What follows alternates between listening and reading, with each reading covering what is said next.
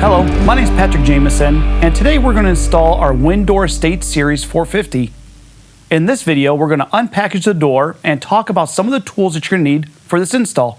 Some of the tools that you're going to need to complete this installation is your level, a glass cup, a 25-foot tape measure, cordless screw guns, both standard and impact, a flathead screwdriver, a laser level, a rubber mallet, and the appropriate sealant. Here are the two slabs for our Estate Series 450. It is an XX active right configuration. Here's the box that we received with our frame and other components inside. Let's go ahead and open it up.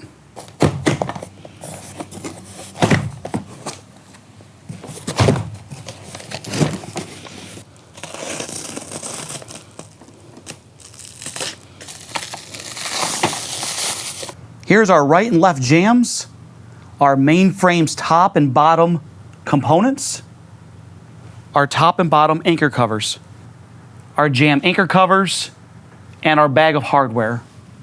So to recap, we've unpackaged the frame and showed you some of the tools that you're going to need for this install. In the next video, we're going to assemble the frame.